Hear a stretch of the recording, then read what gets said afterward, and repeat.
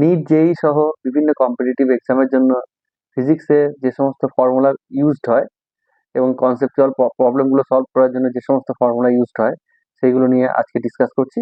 এবং প্রথমে যেটা বলবো সেটা হচ্ছে অ্যাটমস অ্যান্ড মলিকিউলস।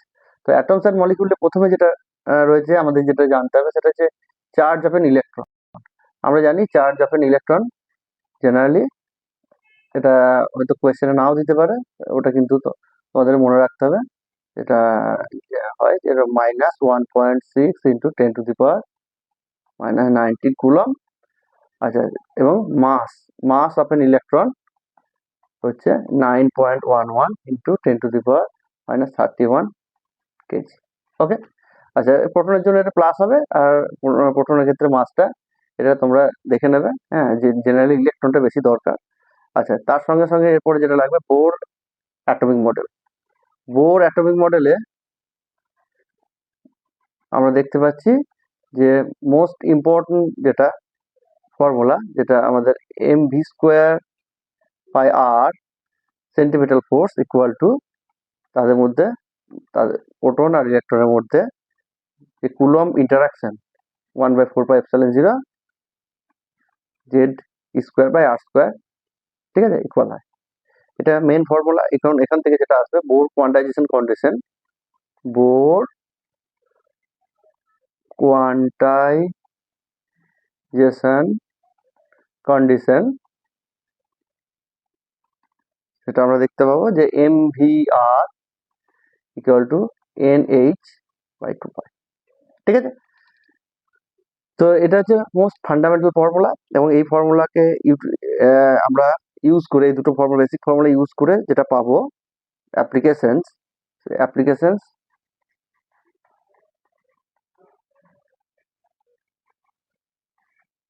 প্রথমে যেটা এনতম বোর কক্ষপথের যে রেডিয়াস তার এক্সপ্রেশন, আর এন দিয়ে যদি ডিনোট করি, আর এন ইকুয়াল টু হচ্ছে ε0 n²h²/π/z/m², ঠিক আছে। তাহলে প্রত্যেকটা নোটেশন কি কি সেটা জানার, ε0 হচ্ছে পারমিটিভিটি ইন ফ্রি স্পেস, আর এটা এন হচ্ছে মুখ্য কোয়ান্টাম নাম্বার বা principal quantum number, H Planck constant, pi তো জানো, আর জেড হচ্ছে অ্যাটমিক নাম্বার, এম হচ্ছে মাস অফ ইলেকট্রন, আর ই হচ্ছে ইলেকট্রনের চার্জ, ঠিক আছে। এখান থেকে আরো একটা এক্সপ্রেশন নেবো, সেটা হচ্ছে ইএন, মানে এনতম কক্ষপথের যে এনার্জি, সেটা হচ্ছে mz²e⁴/8ε0² ভীষণ ভীষণ ফান্ডামেন্টাল একটা ফর্মুলা এই দুটো, ঠিক আছে। এই দুটো যেন মাথায় থাকে, এখান থেকে কিন্তু প্রচুর প্রচুর নিউমেরিক্যালস দিতে পারে, ঠিক আছে। এবার হাইড্রোজেন অ্যাটমের ক্ষেত্রে z=1 হবে, ঠিক আছে। এটা আর তো খুবই ইয়ে।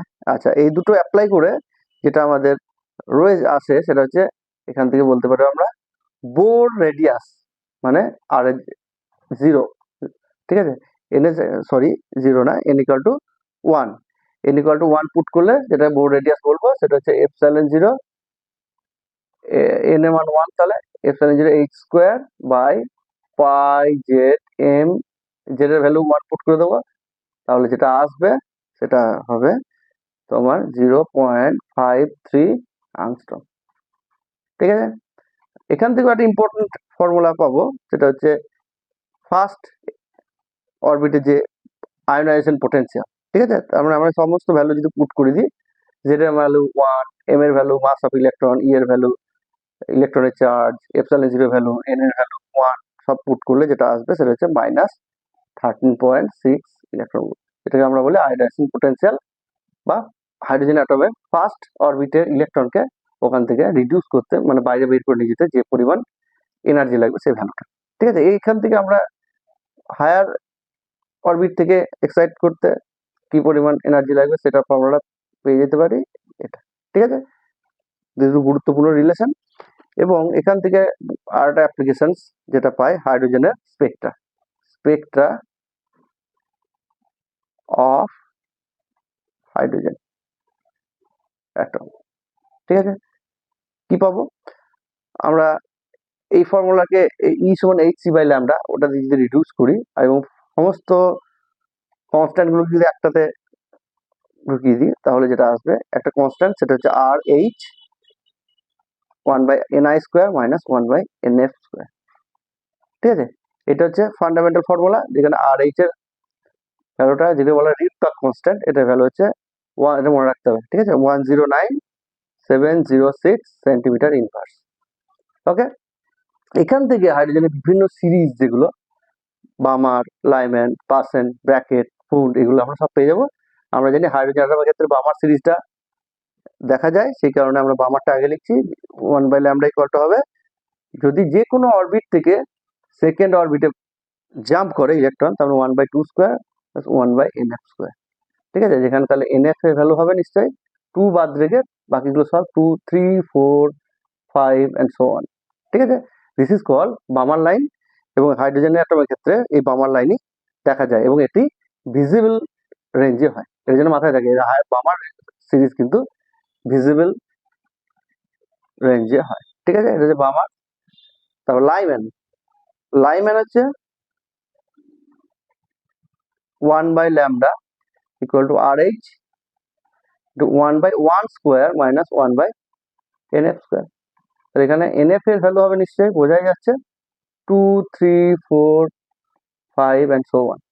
ঠিক আছে, তো দিস ইজ কল বামার, এবং বামার ক্ষেত্রে যেটা দেখা যায় এটা হচ্ছে আল্ট্রাভায়োলেট অর্ডারে হয়, যে আমরা স্পেকট্রাটা পাই। ঠিক আছে, এরপরে পাসেন,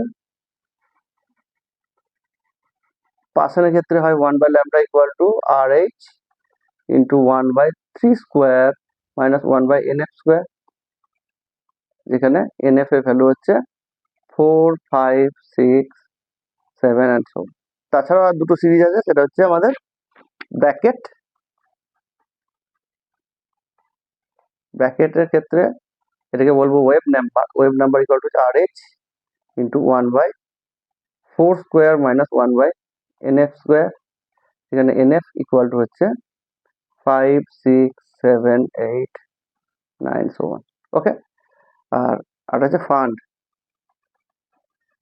ফান্ড সিরিজের ক্ষেত্রে ওয়েভ নাম্বার হচ্ছে RH ইন্টু 1/5² মাইনাস 1/nf², এখানে nf ইকুয়াল টু হচ্ছে, এখানে স্টার্ট হবে নিশ্চয়ই 7, 6, 7, 8, 9 . ঠিক আছে, তো দেখতে পাচ্ছি এগুলো হচ্ছে হাইড্রোজেনের স্পেকট্রা, এবং এই হাইড্রোজেনের স্পেকট্রা থেকে আমরা ডিফারেন্ট লাইন্স পাচ্ছি।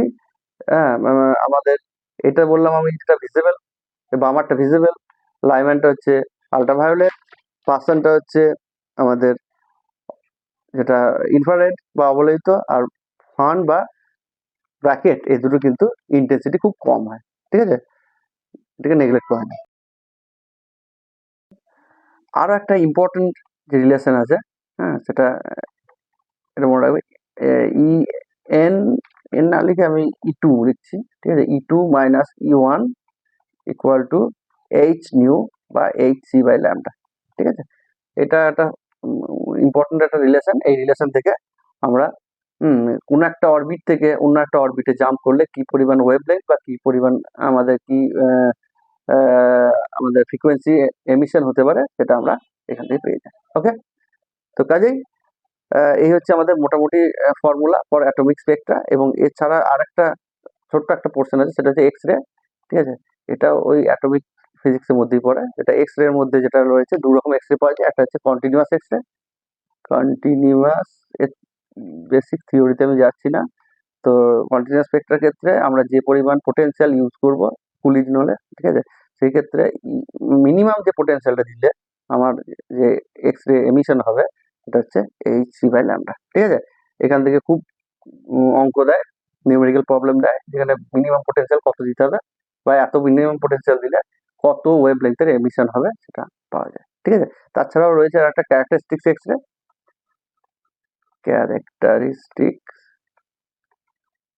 ক্যারেক্টারিস্টিক্স এক্স রে ক্ষেত্রে আমরা দেখতে পাই যে একটা গুরুত্বপূর্ণ ফর্মুলা আছে, যেটাকে বলে মোজলে ল।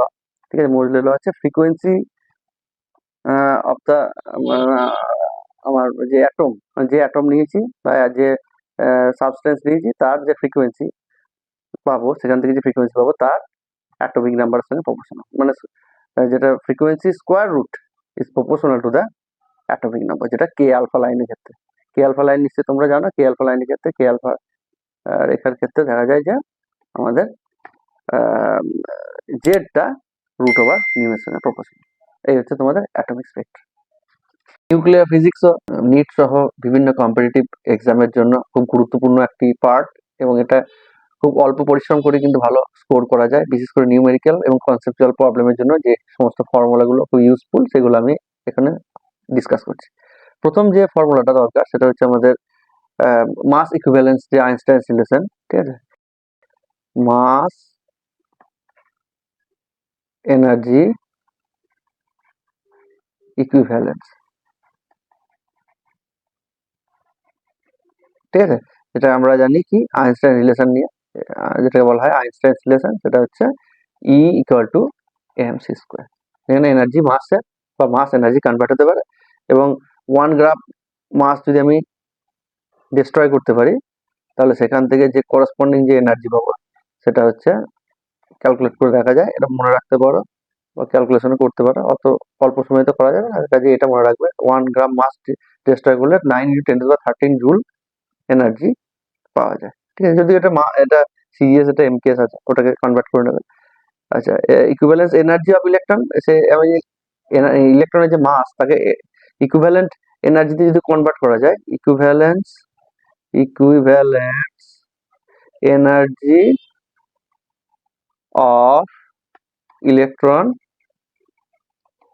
হচ্ছে দেখা যায় যে 0.511 MeV, মেগা ইলেকট্রন ভোল্ট, ঠিক আছে। আচ্ছা, আর একটা গুরুত্বপূর্ণ রিলেশন আছে যেটা হচ্ছে মাস ডিফেক্ট। এটা জানি আমরা, মাস ডিফেক্ট কি নিউক্লিয়ার ফিজিক্সে, যে মাস ডিফেক্ট হচ্ছে যে আমাদের জেড সংখ্যক প্রোটন যুক্ত যে নিউক্লিয়াস, ঠিক আছে, এটাকে যদি আমরা ইন্ডিভিজুয়াল মাস ক্যালকুলেট করি আর যদি অ্যাজ এ হোল নিউক্লিয়াসের মাস আমরা মেজার করি, সেটা সিমিলার হয় না, ঠিক আছে, সেটাই হচ্ছে মাস ডিফেক্ট। তো সেটা ফর্মুলাটা যেটা, ঠিক আছে। তো ইন্ডিভিজুয়ালি আমি প্রোটনের মাস, ইন্ডিভিজুয়ালি নিউট্রনের মাস যোগ করলে যেটা হবে টোটাল আমাদের যে নিউক্লিয়াসের মাস এক হয় না, এবং যার যে ডিফারেন্স তাকে যদি সি স্কোয়ার দিয়ে মাল্টিপ্লাই করি সেটা হচ্ছে আমাদের মাস ডিফেক্ট। ওকে, আচ্ছা, এরপরে যে ইম্পর্টেন্ট রিলেশনটা হচ্ছে রেডিয়াস অফ নিউক্লিয়াস, খুব গুরুত্বপূর্ণ রিলেশন রেডিয়াস অফ নিউক্লিয়াস। কিন্তু সমস্ত নিউক্লিয়াসের ক্ষেত্রে রেডিয়াস এক হয় না, সেটা ডিপেন্ড করছে আমার মাস নাম্বারের উপর, ঠিক আছে, যেটা এ হচ্ছে মাস নাম্বার, এবং এ যেমন হবে তার রেডিয়াসটা সেরকম হবে, ঠিক আছে। এখান থেকে নিউক্লিয়ার ডেনসিটি যদি আমরা বের করি, নিউক্লিয়ার ডেনসিটি রোটা দেখা যায় যে মাস পার ইউনিট ভলিউম যদি আমরা বের করি 2.3 × 10⁻14 গ্রাম পার সিসি হয়, ঠিক আছে। তো এটাই হচ্ছে, তাহলে দেখতে পাচ্ছি যে যে কোনো নিউক্লিয়াসই হোক না কেন, সে হাইড্রোজেন বা হিলিয়াম বা ইউরেনিয়াম যাই হোক না কেন, যে তার কিন্তু ডেনসিটি কিন্তু সেম। এটা একটা গুরুত্বপূর্ণ ব্যাপার, ঠিক আছে। নেক্সট যেটা আছে সেটা হচ্ছে আমাদের আলফা ডিসইন্টিগ্রেশন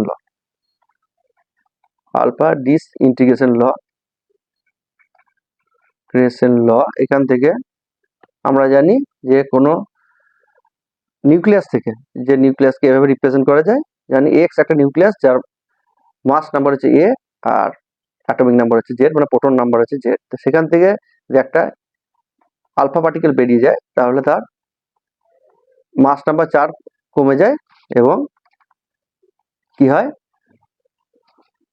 অ্যাটমিক নাম্বার যেটা জেড সেটা 2 বেড়ে যায়, ঠিক আছে। এটা একটা গুরুত্বপূর্ণ একটা রিলেশন, ঠিক আছে। সরি, 2 কমে যায়,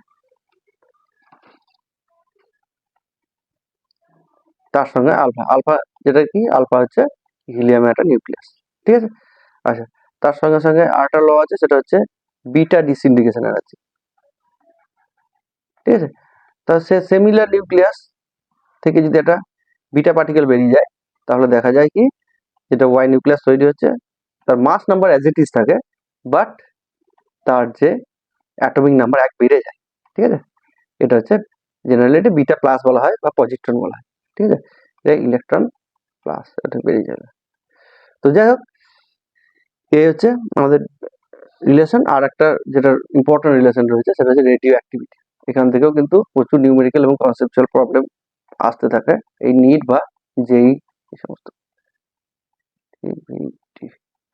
ঠিক আছে, তো কি ধরনের ফর্মুলা রয়েছে যেটা আমরা পেয়েছি প্রথমেই, যে ডিসইন্টিগ্রেশন ল, মানে রেডিও অ্যাক্টিভ যদি কোনো ডিকে হয় তাহলে রেডিও অ্যাক্টিভ ডিকে ল হচ্ছে n equal to n0 into e to the power minus lambda T, যেখানে n হচ্ছে টি টাইমে কত আমার পরমাণুর কতটা অংশ পড়ে রয়েছে, আর n0 হচ্ছে টি ইকুয়াল টু 0 তে কতটা ছিল, আর ল্যামডা হচ্ছে ডিসইন্টিগ্রেশন কনস্ট্যান্ট, এবং টি হচ্ছে কোন টাইমে আমরা দেখছি সেটা। ঠিক আছে, এখান থেকে যেটা আমরা পাই সেটা হচ্ছে হাফ লাইফ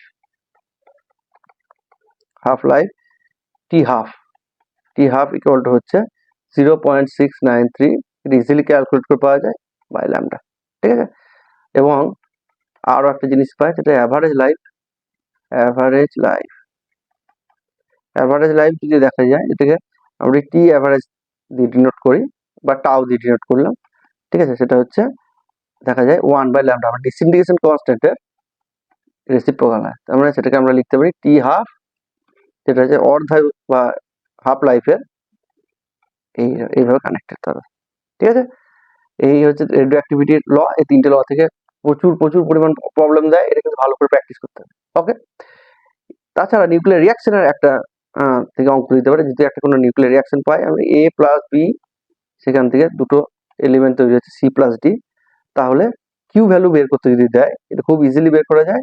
যে আমরা দেখা দেবে যে মাস অফ এ, মানে অ্যাটমিক মাস ইউনিট বা ইউনিফাইড মাস ইউনিটে দেখা যায় যে যদি মাস দিয়ে দেয়, ঠিক আছে, তার সঙ্গে কনভার্সন আমরা জানি যে 931 MeV দিয়ে মাল্টিপ্লাই করলে পেয়ে যায়। তো এর মাস মানে যেগুলো রিয়েজেন্ট মাইনাস প্রোডাক্টের মাস, ঠিক আছে, তাকে সি স্কোয়ার দিয়ে মাল্টিপ্লাই করলে যেটা পাবো সেটা হচ্ছে Q value of the nuclear reaction. Okay, এই হচ্ছে formulas for nuclear physics for NEET as well as any competitive exams. ঠিক আছে।